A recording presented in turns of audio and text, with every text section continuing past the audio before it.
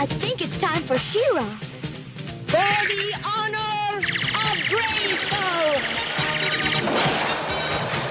She-Ra, She-Ra. She-Ra.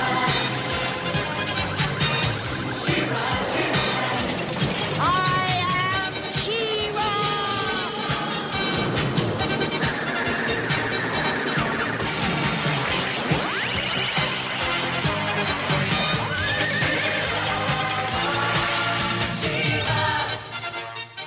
Hello, this is OptimusSolo, and welcome to the 78th chapter in our Powers of GRAYSKULL series. Take two. With me for this journey into the Masters of the Universe franchise is TFG1Mike. I hate my life. Explain yourself to the folks. Okay. So, some people know, some people don't know. I don't know how much I've mentioned it on this podcast. I've mentioned it everywhere else that I could think of. For some odd reason, between the Windows 10 anniversary update, Skype, and Pamela Pro, or Pamela Call Recorder, or whatever you want to call it, Skype and Pamela basically broke up from each other. And you cannot use Pamela recorders for anything on Skype anymore without it being a distorted friggin' mess. So I've been going through audio issues for the past 3.5 months now. Thankfully, to our Talking in Circles Cinema Geeks cohort Movie Revolt Dan, I found MP3 Skype call recorder. That has been working up until about a week and a half ago. It works, but I found out a weird loophole to make sure it doesn't work, which is stupid as hell. As I said, this is episode 78, take 2. We already did this, folks. You just don't know we did it. We spent an hour and a half on episodes 78 and 79 in total, and it didn't record it. And the reason why it didn't record it was because apparently you cannot have the destination folder open so you can see that it's recording. You cannot have that open before the Skype call starts. Because the whole point of MP3 Skype recorder is that as soon as you answer your Skype, or as soon as you call somebody on Skype, if you have the recorder set to automatically record, it records everything as soon as the call is connected. Well, apparently, not if you have the folder open, it doesn't So yeah, episode 78, take 2. We'll try to give you guys as fresh of a take on these episodes. We didn't necessarily do this immediately, so we have let some time go. So hopefully it'll feel like we haven't just talked about this. So, the funny thing is that in that first session, we had some really, really awesome outtakes, like the fact one of your cats scratched the shit out of your arm. Oh, I forgot that was lost forever. Yeah, I know. There's a genuine reaction there. I still have the scar on my arm right now. So it was a bad cut. So that cat, the first cat is the deepest. Yeah, and it was apparently wanted to make an appearance in this show. So, but yeah, we'll try to give you guys a fresh take on this. I don't even remember what I said about these episodes last time, other than the notes I have written down. So hopefully I won't contradict myself. But in this episode, doesn't matter if you contradict yourself. No one can ever hear what we for my own did. good. For my own good. But so in this episode of Myths of Etheria, we'll be giving you our thoughts on episode 88, Portrait of Doom, and episode 89, Hordak's Power Play. So we hope you're ready, because it's time to go back to Etheria.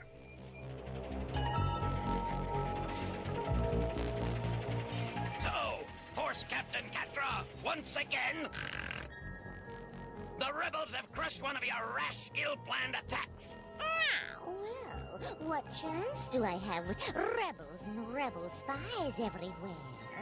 For once, I agree with you. We must get rid of the rebels one at a time. It's easy for you to say.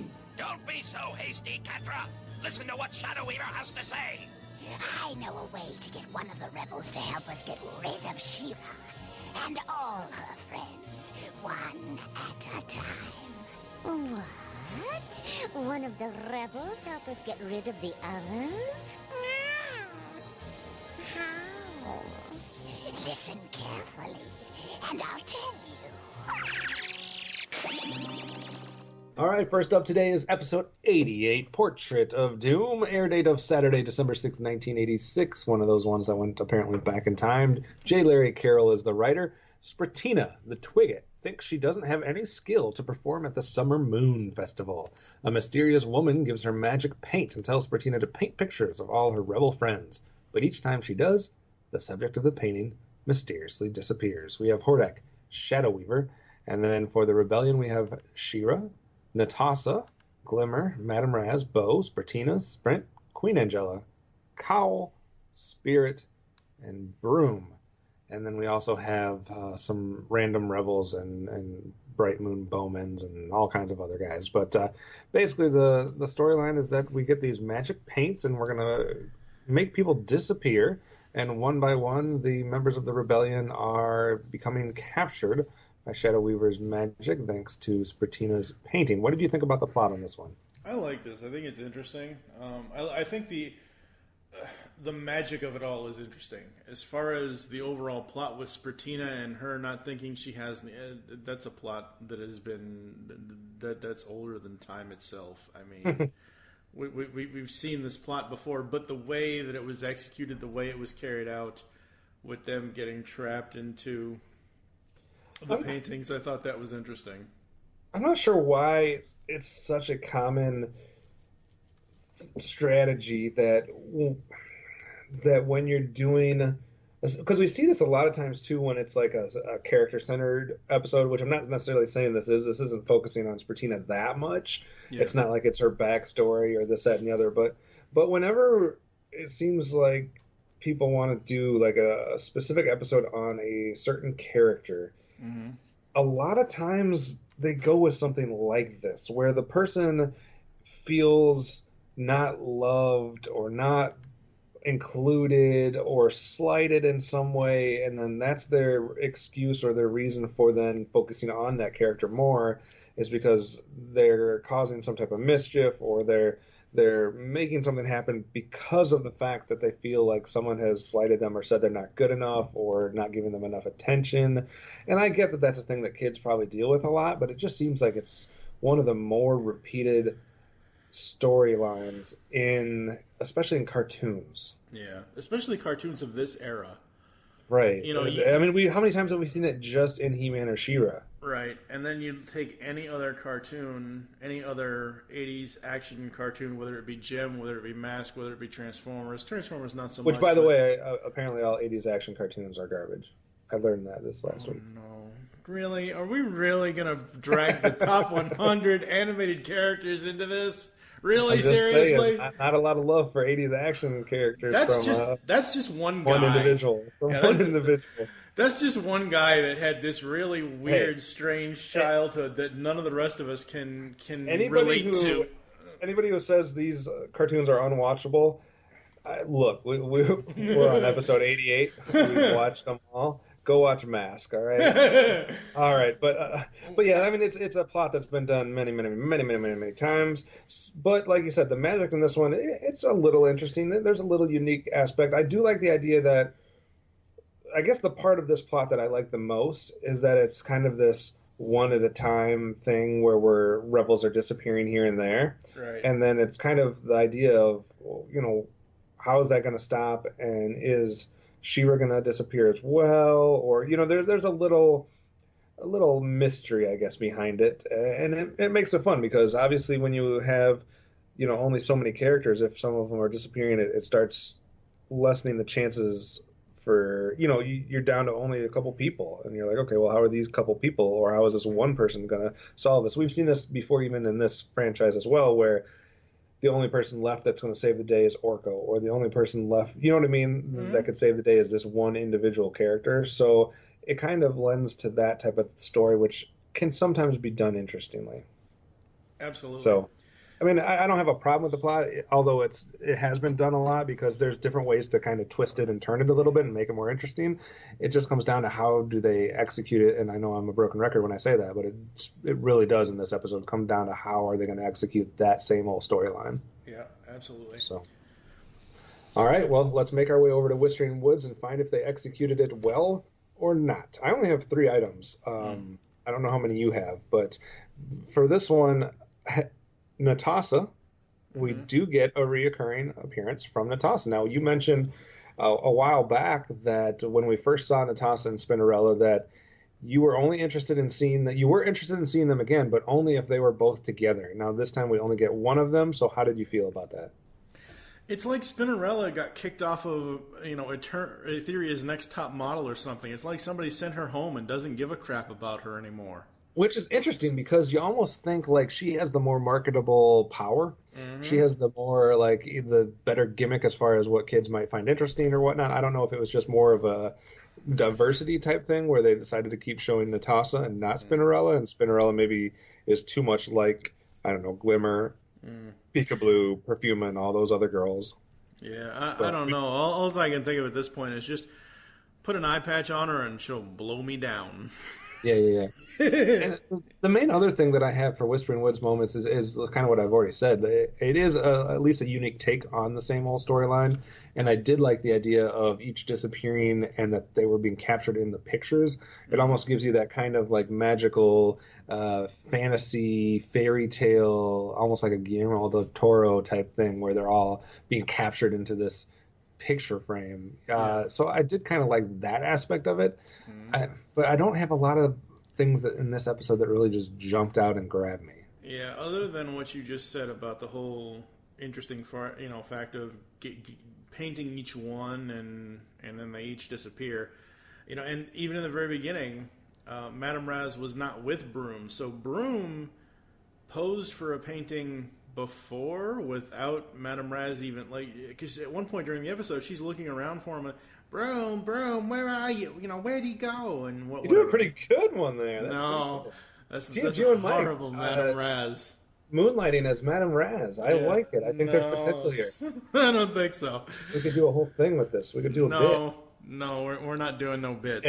Anything else? The one thing most of what I just said is off of memory from take one, but the one thing I do have written down in my notes, because I just started watching these episodes. I do often take notes and stuff, but if nothing super amazing jumps out at me, then I just don't write anything down. But this one, for the final Whispering Woods, and I put it in Whispering Woods because I find it hilarious and ironic. She didn't even say sword to whatever the hell this time. She just takes the sword out, it flashes, and it turns into the friggin' rope. It's episode 80-something, 88. Mm-hmm. I guess they've just given up at this point. Yeah. They don't care anymore. They're just like, yeah, we've done sword to something 387 times so far. We're too tired of it. We can't even write the dialogue anymore. Yeah, the writing's on the wall, along with the rest of her. Anything else Whispering Woods wise? Nope. All right. My Fright Zone moments, I'm going to go on a little rant, I guess, about the episode because, like I did say, it is about the execution, and I just feel like this was a wasted opportunity. I did like aspects of it, but I just felt like the execution was too simple. And I think it's for 2 or 3 reasons why I say that. Number one, okay, she's painting, but she's not really painting. She's just like, it's like you just slopped paint. It's like one of those magic things where the picture's already drawn on your page. Yeah. And you're just highlighting it. Yeah. Like those were, even when I had those as a kid, and yeah, that's great and fine and dandy because I can't draw worth a shit anyways. So it's going to be much more helpful for me if the picture's already there, I guess. But like it just defeats the, like do you feel accomplished when all you're doing is rubbing a magic marker over something and it's just appearing? Like I'm not, like there's stuff with magic markers that's cool. Like there was activity books with magic markers that had cool things to do. But I don't want to just rub my marker over this page and see a pre-drawn picture. Okay, so I'm sure you have something to say on that. Oh, absolutely. I'm sure everybody listening to the sound of my voice right now has seen the almost, next year it'll be its 20th anniversary since its release. I'm sure everyone has seen the Kevin Smith film Chasing Amy, correct? Most people. Have you?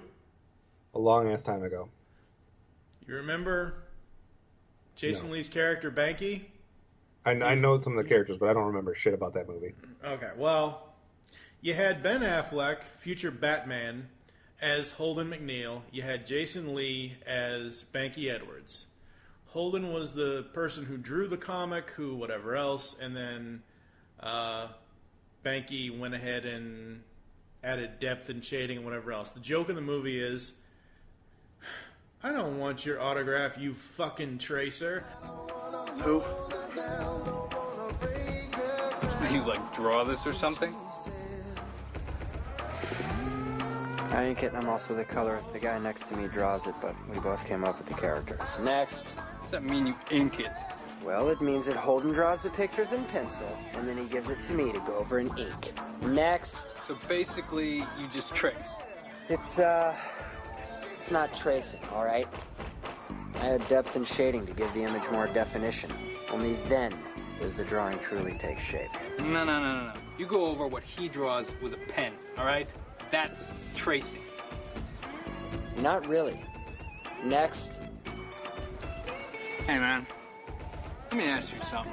Somebody draws something and then draw the exact same thing, like right on top of it, without going outside the original designated art. What do you call it? I don't know, man. Tracing? See? You want your book signed or what? Hey. Don't get all testy with him just because you got a problem with your station in life. Oh, I'm secure with what I do. Then just say it. You're a tracer. How should I sign this? I don't want you to sign it, man. I want the guy that draws Blunt Man Chronic to sign it. You're just a tracer. Tell him, little shaver. Who do I sign it to? I'm not gonna do you fucking tracer! I'll trace a chocolate around your dead fucking body, you fuck! Would you get him out of here? Hey, wait a second! Eat your meat! You fucking tracer! Your mother's a tracer! It's exactly what Spartina is. She's a fucking tracer. Yeah, basically. I mean, it's like if you had an Etch-a-Sketch and you're turning the knobs and it's just drawing the picture for you without going the directions you're telling it to. Mm-hmm. But so that's just a nitpick. Like, that really had nothing to do with the story. But the reason I said it was too simple of an execution more so is because, number one, they missed an opportunity with. They could have had so many characters in this episode. They could have, yeah. This could have been a who's who return of everybody. You know, throw Peekaboo in there, throw Perfuma in there, throw Frosta, Mermista, everybody. Just throw them all in there. Like, you can have them all be disappearing. Number two, it was like we only have so many minutes, so she's got these paints. And she's going to just draw every single one of them in rapid fire, like one right after the other. Like, come in, get your picture taken, go. Come in, get your picture taken, go. Come in, get your picture taken, go. And for me, that method made all the mystery, all the, you know, not tension necessarily, but the suspense, I guess, was just, like, let out of the bag. Like, I would have rather she gets the paints, she tests out one or two people. Mm-hmm. Like, she's like, I need to practice for this, you know, this festival or whatever, so let me draw you and you. Mm-hmm. All right, they disappear or whatever happens to them, and I would have liked there to be some mystery about it, and then it could have like escalated to the fact that she was going to draw She-Ra or Adora at the actual festival. So it could have been like here or there, like 2 or 3 or 4 people missing here and there, and then we get to the point where she's going to draw She-Ra at the festival, she's going to go missing or get trapped in the picture, and now what are we going to do type thing. But they just kind of just did like 4 or 5 characters in a row, and they're all gone, and then that was it. Like, I just wish they could have like made that a little bit more complex and a little bit more suspenseful, maybe, so that it was a big deal instead of just, I don't know. I didn't like the execution. What about you for Fred Zone? I think they should have taken, like you said, 1 or 2. Well, I know you said you wanted more characters taken, but I think they should have only taken 1 or 2 characters. Like, take Glimmer. Take Glimmer, Queen Angela, Broom, Cowl. Like, if you took those 4 instead of the 4 they took, and I'm fine with Natasha being in here. It doesn't matter to me. But and then the final. Well, wait. So if you take Glimmer, Angela, Broom, and Cowl, you still have Madam, Bo, Adora / She-Ra, and if the last person she takes, even though she doesn't realize she's taking people, the last person she takes is She-Ra, because that was the other thing about this episode. Adora kept almost getting caught. You know, it's kind of like, you know, she pulled a Get Smart. Missed it by that much. You know, I mean, she kept almost getting caught. And I almost wish she would have gotten caught, because that way the other rebels, like Bo and whoever else, like you said, right. Frosta, I wanted them to save her, because She-Ra's always saving the fucking day. I get it. That's the point. That's the name of the show, She-Ra, Princess of Power. But as we've seen in one or two other episodes, they've had to learn not to always rely on She-Ra saving the day. They have to, work for themselves. You know what I mean? But there could have been other ways to do it too. Like, what if instead of her having to draw everything, what if it was just like she got these cool paints that everybody wanted to use? So like she tested out on a couple people and they're gone. And then she goes about her business, and somebody else comes in and is like, "Oh, these things are so cool." So then they're drawing each other, and they get captured. Or you could have had a couple times where somebody's almost drawn or draws part of somebody, and then something happens. Like it could have been more of a thing where it didn't have to be Spartina doing it every time too. So I don't know. I don't know. I think there was multiple ways where this could have been done where it didn't seem so freaking almost manufactured or fake, where we're just like boom, boom, boom, boom, and that's all that's going to happen. Yeah. So I don't know. Anything else, Fright Zone, for you? Let's see. What was the one thing I had here? Making art be evil is just wrong. It's just. I think it's right. No. Hey, I'm about to marry an artist next year. You knock it off. I was never a big fan of art in school. I will have her draw you in a very unflattering light. Instead of Han Solo and MacGyver, you'll get Wheelie and Gumby. I like it. Oh, shit! The PSA was about don't waste time wishing you were like somebody else, basically. Nobody gives a crap about PSAs at this point. Mike has given up on the world of PSAs. So what about hardware for you for this episode? What kind of Horde Bat protection swords do you have left in your trophy case? None. None? You're saving them for a future date. I may not give anything out over the next 4 episodes. I don't know. But this I do. No, well, I'm sure you do. But this particular episode, I mean, nothing. If something had pissed me off, and folks, we've been doing this for 4.5, 5 years. You all know, anyone that's listening, like you, Tim Silvers, and whoever else is listening, I think, what was his name on Walter GRAYSKULL on iTunes, and I think Jawa something. I'm sorry, Jawa, if I'm screwing that up. But anyway, if you guys have been listening to the show since the beginning, you'll know if I hate something or I love something, I write a lot of stuff down so I can go through it bit by bit. If I only have one note for each area, then this episode really does not rate very high on my radar of cool things in the Masters of the Universe here. Yeah, I mean, this episode just doesn't have anything that stands out to you one way or the other. I mean, there's really no one for me that I was going to give either thing, because there's nobody that was extra cool, there's nobody that was extra stupid, there was nobody that just did anything. It's a very average episode, and when you have a very average episode, you don't get a lot of hardware handed out. So what about ratings for you? What do you give this one, Crystal Castle, as? 2.5. 2.5. Yeah. I did enjoy this one more than it probably sounded like, because it was fun and all. I just do feel like it was a wasted opportunity, but I'm not necessarily going to just crush it because of that. So I mean, I'll be at a 3. I think it's just slightly above average. Like, it's just the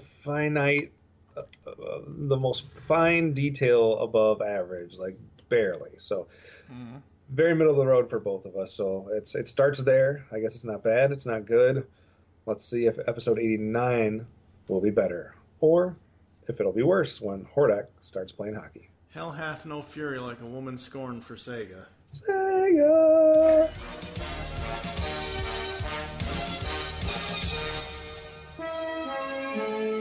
Hordak, robot leader reporting. Alien ship approaching Etheria. Robot pilot, let me see it. I don't recognize it. I do. It's from the planet Argon. Argon. Their science is much better than ours. Yes. Argonian power cells are the greatest source of energy in the galaxy. Greatest source of energy. If I can get that ship's power cell and use it with my new machine. Yes. It would create an unbreakable force dome over the flight zone. And not even She-Ra could break through. Robot leader, bring down that ship. Yes, master.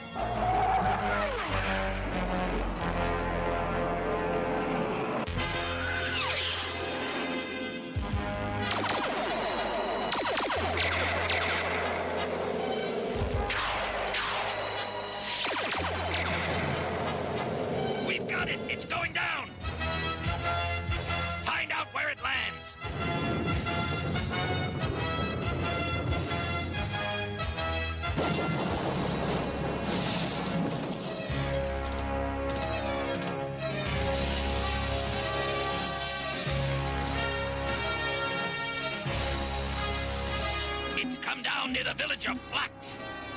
Order my troopers to Flax. We're going to get that power cell. As you wish, Hordak.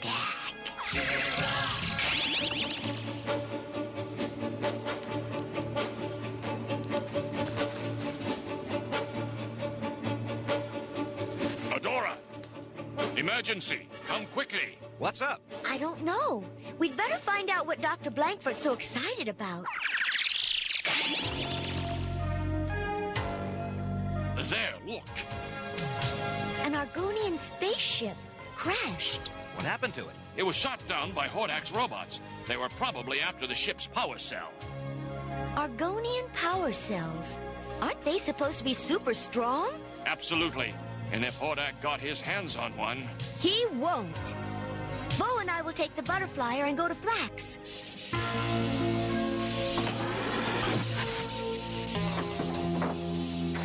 I've got to fix the ship. Somehow. But I'd better be careful. This planet is ruled by the Horde. I met her at the dance last Saturday night. She was the prettiest thing I've ever seen, I can tell you that. Yes, sir. Yes, sir-ree, Bob. Uh-oh. Horde people. That wagon's just what I need to get the ship under cover. I'll have to convince these evil Horde people to help me. Next up today, our final episode that we'll be talking about here in this episode, episode 89, Hordak's Power Play. Going for the hat trick, air date Saturday, November 14th, 1987. Near the end of the production run, writing done by two people, Brooks Wachtel and Tom Began. Hordak has his Batmech shoot down an Argonian spaceship to steal its power cell.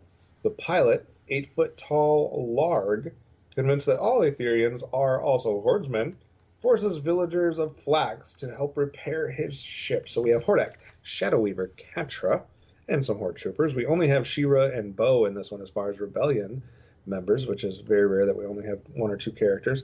And then, of course, we have Larg, somebody named Dr. Blankford, and this village of Flax and their villagers. So what do you think of this random spaceship flying through? Hordak shoots it down, and then we deal with this guy named Larg. I like this episode. I think it's interesting. I think that someone coming to Etheria, or someone, well, not necessarily coming to Etheria, Hordak shot the guy down, but someone passing through Etheria that kind of shows, like, and we've seen this before in this entire series between Eternia and Etheria, that there are other people, other beings out there in the Masters of the Universe world, in other planets, and even in He-Man we went to several other planets and things like that. But with She-Ra, I think it's interesting because you know, the guy pretty much knows, even though he rushes to judgment, that you know, mainly Etheria is a world run by evil people, and of course not all of the people on the planet are evil. I mean, you know, just because the annoying Orange ended up as president doesn't mean I'm going to go out and start killing people. No, if you're 8 foot, maybe you do. No. I mean, it's interesting, I guess, that there's a passerby or whatnot, but it's, I don't know, the plot for this one feels even, it's not just like a plot of the week, it's not just like a guest character of the week, it just comes off as so generic. Like, how many times have we seen one of these types of things where there's a new person that's crash landed or flying by or whatever the case may be, and then we interact with them. This one, though, just like if I was to list all of those episodes that we've seen just in He-Man or She-Ra, and if then I asked you to, like, without naming the actual characters, if I just told you what the episode was and kind of the plot without naming the actual individual, and then I asked you to name me the individuals you remember from that episode, those episodes, I think Larg would be like one of the last ones you came up with. Like, he's just so. It's so generic to me. Like, we've seen, like, okay, like think back of the one from He-Man that the bounty hunter type guy, or not the bounty hunter, the police, kind of like police type person, you know what I mean? And it came back trying to, like, find these criminals that had landed, or, you know, I mean, there's been these different characters that have come through that are way more interesting than Larg is to me. That's my problem. And again, this is episode 89 out of 93 for both, for the whole series. They're at the 89th episode. And they've got 2 people writing this thing. Like, I could see if it was like a husband and wife team or something like that. Whatever, I don't know. But where's Larry DiTillio? Where's Bob Forward? Where's Roby? Where the hell is Roby London? What the hell happened to him? Because he wrote all kinds of cool stuff on He-Man. They're just scraping the bottom of the barrel here. I think the coolest part about this is Hordak, and I'll talk about that when we get to Whispering Woods, but I really think that Hordak, because the episode is named after him, is pretty much the only good thing about this episode. Yeah, I mean, it's not like the episode doesn't necessarily do anything to really piss me off, but just from a plot standpoint, it's like, I don't know if this is interesting enough. Like, okay, Hordak shot this person down, and they're confused on who's good and who's bad. Okay, but like, where's the twist? Where's the something special that's going to draw me into this? You know what I mean? Like, tell me Larg is related to somebody that's already there, or tell me that he's going to have something to do with something other than I'm just a big old alien guy that's confused on who's good and who's bad. Like, I don't know. I'd rather, like, She-Ra get knocked out and have a concussion and not know who's good and who's bad and have her try to figure something out instead of this alien guy. So I don't know. Let's get to Whispering Woods because I feel like I'm being too negative. But what did you like about this episode? I like the beginning space battle because we don't see that enough in She-Ra. I mean, we used to see it every now and then in He-Man and stuff, but I like that. And Hordak's comedy stylings get better and better. So that's about it. We did. I don't know if this is a product of we're getting towards the end of production run of She-Ra, and there was still toys being produced and catalogs out there, and I don't know if they're trying to fit a few more into the TV series. That may have been the reason, or it may have nothing to do with it, or maybe they thought they were going to be doing more episodes and they were introducing things. I don't know, but they did squeeze in that butterfly vehicle in this one, which I specifically remember seeing as a kid, whether it was in something that I owned or my sister owned or something I saw in like a department store or something like that. But I did think it was cool that I recognized that, and I did think that the actual design of Larg was cool. Like, it's cool that he's this 8-foot guy because we don't get a lot of like super tall or super small or whatever types. It seems like most of them are standard. So I did kind of like the look of him, but like I said, he leaves a little to be desired, I guess. Yeah, and She-Ra has a funny line when she eventually comes. It's before Larg notices her and does his whole, "Oh, you must be horde people," and blah. It's when she first walks up and sees him, and she's like, 8 foot tall, huh?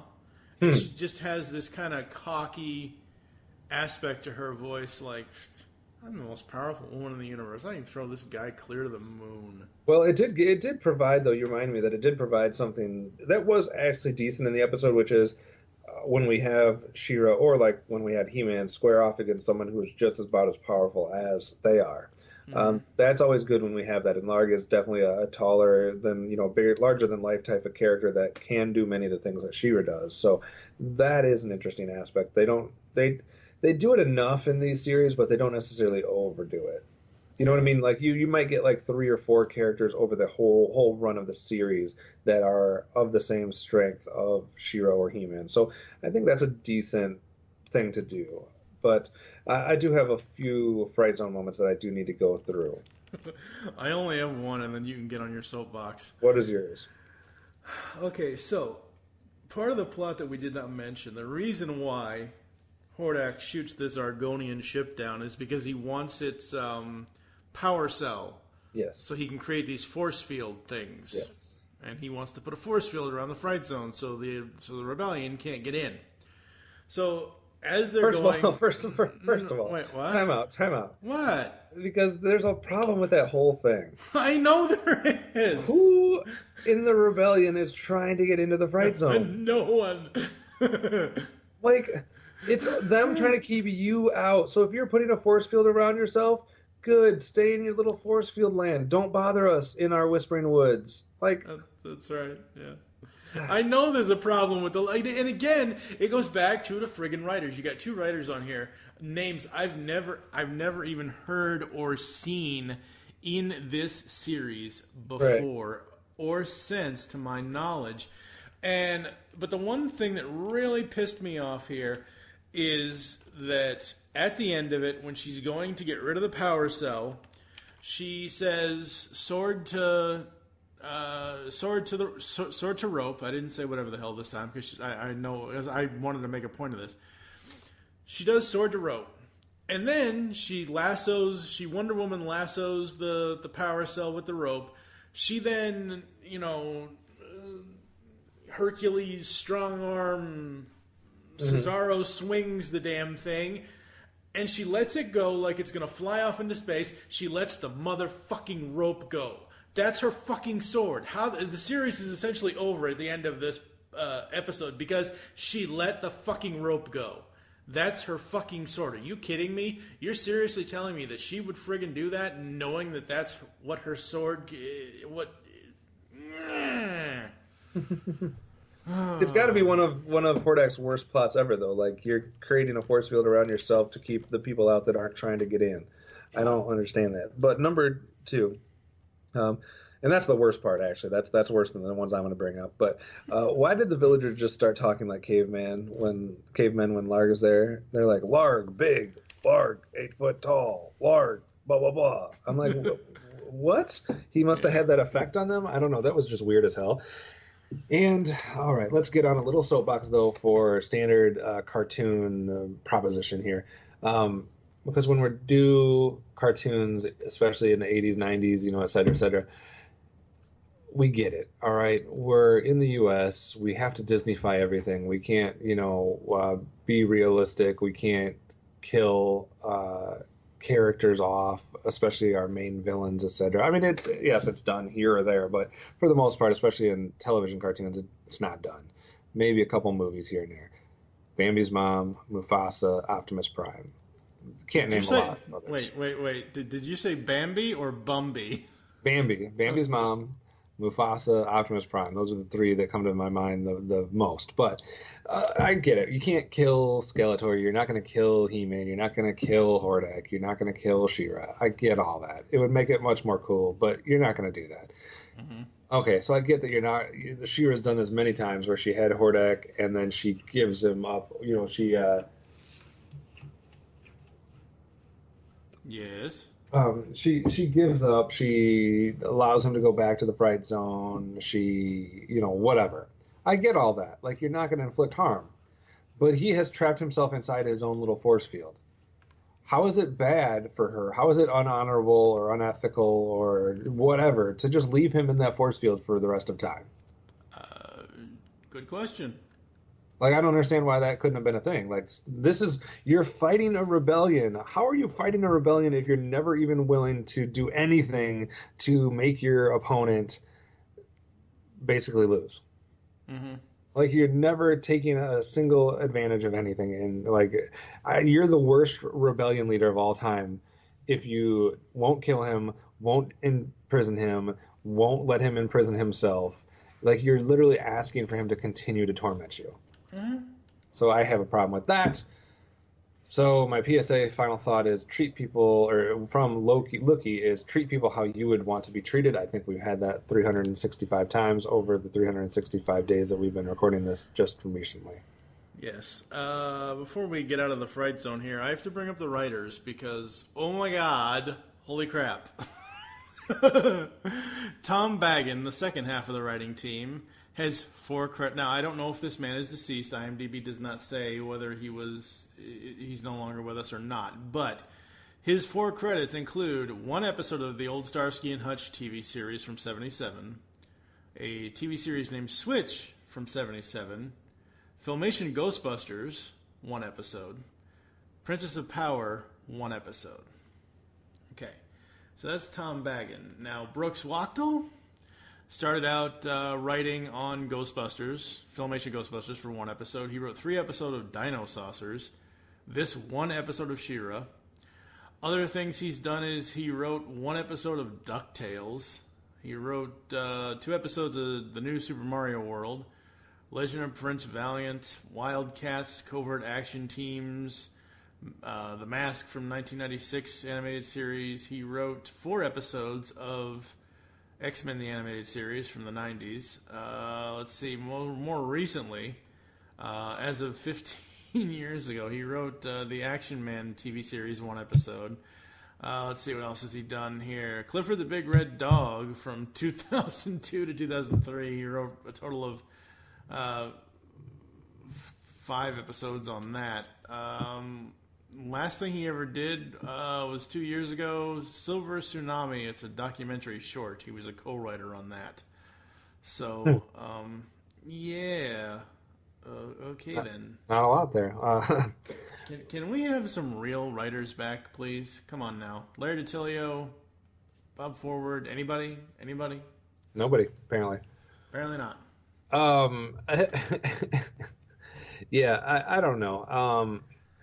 It's just, it'd be nice to have some of those writers, but I'm not saying that I'm going to just discount someone because they're a new writer. Like, they could come up with something, positive as well, but I just think it's a bad thing when you do something that doesn't make sense to the series overall, which is what they did with this whole force field.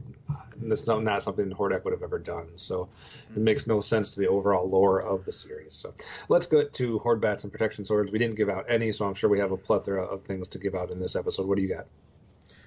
Horde Bat for She-Ra for throwing the damn sword. The series would have been over, no more show, no more nothing. She doesn't have her power anymore, and then she's stuck as She-Ra with no power to transform back into Adora. Right. Protection Sword to Hordak for his hilariousness. Like I said before, Hordak's comedy stylings are just going superbly. He's becoming a joke dictator at this point. Yeah, that's for sure. For me, I'm going to agree with you 100%. I'm going to give a Horde Bat to a combination of She-Ra and the writers. Number one, because I don't know who to blame the most. Like, either She-Ra or the writers for throwing the rope, either She-Ra or the writers for letting Hordak out of this force field, or even presenting the fact that he's captured in it, and then you have something you can't explain out of. So somewhere along the line, they both should get half of a Horde Bat. Protection Sword for me, though, also goes to She-Ra, so I'll give her both a Horde Bat and a Protection Sword, because I do think she has some good moments with Larg and some cocky moments, etc., like you were mentioning. So I do think she's good at times in this episode. And then I guess I'll give a Protection Sword to Larg. Not because he's that great of a character, just because of the design and the fact that he can kind of mimic She-Ra's power in a way. But I just think he could have had a little bit more, I don't know, pizzazz or something to make him more memorable. But enough to just barely get a Protection Sword. You leave the Misfits out of my She-Ra. Okay. What about Crystal Castles for you? Last time you were at a 2.5 for the first episode. What do you go to on this one? 0. 0? I rewatched this episode. I rewatched both these episodes before we recorded this, and the first time around when we first did this in the first take, no one will hear, I remember being a little bit more positive about this, but looking at this again, you gave it a 2. Looking at how bad the writing is, and just how awful that sword to rope and throwing the 0. Well, okay, so we went from a 2 to a 0 just in the process of the record being lost in Foreverland. So that's interesting. I will stick at my score. I'm not gonna go back on it. I could go down on a little bit, but I think 2.5 is fine. I do think there's just as much good as there is bad. So it's literally absolutely right in the middle for me. Like the bad writing parts, the bad little aspects, but then there's some good dialogue and some good humor, etc. So they completely balance each other out to make it a 2.5, which is right in line with Mike's original 2. No, there is no original 2 because the original recording got lost. Okay, I still have it down on my paper. Well, it's a 0. You better change that to a 0. I'll think about it. All right, so we're going to take a quick break. I have a layover in Chicago on Friday, you asshole. Good luck finding me. And I have your address. We'll take a quick break. When we come back, we'll give you our final thoughts on these 2 episodes as we wind ourselves down a little bit closer to the end of the She-Ra series. Hello, geeks and geekettes! Looking for a podcast that covers a vast array of topics? Then check out Altered Geek Unleashed, where we discuss our thoughts on this week's geeky news, tech, gaming, television shows, movies, cartoons, comics, and more. So, get altered, get geeky with the Altered Geeks, every Friday on the Geekcast Radio Network. Do you like retro cartoons? Then Saturday Morning Rewind is the podcast for you. Join them each month as they talk about classic cartoons and interview legendary voice actors like Jim Cummings, I am the terror that flaps in the night. Corey Burton, Sometimes things can be so flighty. Rob Paulson, Sure, Brain, but how are we going to find chaps our size? Nancy Cartwright, and many more. Eat my shorts. So grab a bowl of Lucky Charms. They're magically delicious. Put on your hammer pants. Go to SaturdayMorningRewind.com. And be prepared to feel like a kid again. Once again, that's SaturdayMorningRewind.com. Saturday Morning Rewind was voted Best Podcast Ever by its host, Tim Nidell. So it's gotta be good. I've got a bad feeling about this. All right, we are back here on Myths of Etheria, episode 78, and I have zero expectations for the rest of the series at this point. I have Four no episodes good left. You don't want to have some good ones? I've got some good ones, but after these 2 episodes, oh my god, these are horrible. It's not a real good. You don't want these 2 episodes to be kind of the taste that's left in your mouth when you leave this series. So I'm hoping for the final 4 episodes to give us a little bit more something to write home about, a little bit something more to remember. Like, at least let's end on a positive note, please. There's only 4 episodes left, please. Is that too much to ask? Apparently so. Thank you for listening to Myths of Etheria. If you'd like to get in contact with us to leave feedback for the show, visit the website, geekcastradio.com. Send us email, feedback@geekcastradio.com. In the subject line, put Myths of Etheria and whatever episode number you want to leave feedback for. Leave the show's feedback in iTunes, please do this. People better be leaving us feedback for next year once we start going into space, because holy crap, that's going to be one hell of an adventure. Follow us on... pity iTunes votes. Give us pity votes just for having to go through this series that we're about to venture into. Please? Yeah, please.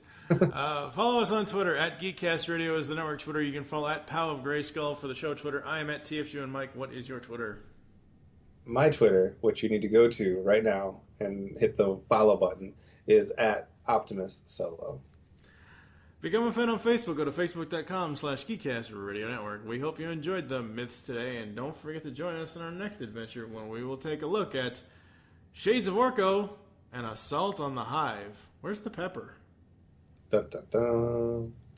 For now, I am TFG1Mike with the one and only OptimusSolo. By the power and for the honor of GRAYSKULL, you all have the power. Bye now, see you next